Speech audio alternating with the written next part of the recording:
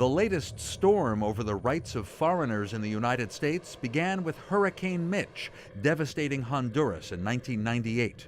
Because of a humanitarian program started under President George H.W. Bush in 1990, Bill Clinton's administration let tens of thousands of people from Honduras move to the United States, benefiting from TPS, Temporary Protected Status, that doesn't lead to citizenship, lasts 18 months at a time, and now, by decision of the Trump administration, is expiring.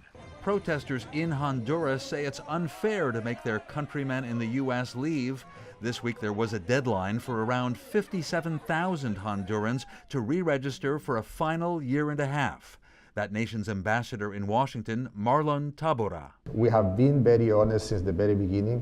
We as a country, I think it's the same story with El Salvador and any other country, we are not prepared to receive immediately these people.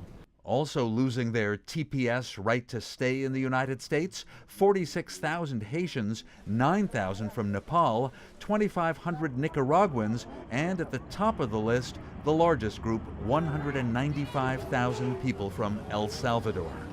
Happy that the U.S. government is now respecting and enforcing deadlines, the president of FAIR, a group that wants tighter controls on immigration, Dan Stein. TPS needs to be restored to its original intent, which means 18 months. The practical solution is you tell people, look, this was a temporary status. Don't make long-term plans. But immigrant rights activists say that ordering a total of up to 400,000 people to leave the U.S. after they've gotten jobs, bought houses, and had children here is un-American. So says Manuel Orozco, in charge of migration studies at the Inter-American Dialogue. What does it mean to be an American in the context of the set of values that we hold? And one of them is to be compassionate.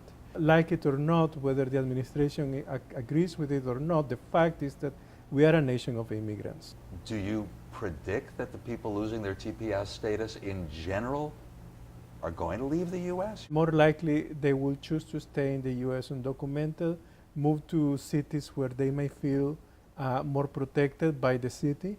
After many years in New Jersey, thanks to TPS, Luis Munoz from El Salvador. My country is not prepared, is not ready for receive a TPS people. He says he fears that if he's forced back to his native land, he and his family will be victimized by murderous gangs. No opportunity for education, for nothing in El Salvador.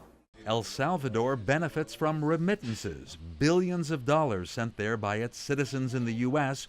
who have jobs that help Americans, says the country's ambassador, Claudia Canjora. In important work as, for example, construction, restaurants, healthcare is really very important. But lobbyists who want strict limits on immigration say those jobs could be filled by U.S. citizens with higher wages. It's one of the reasons why Americans are struggling today, and wages have been flat for so many Americans in the working age population.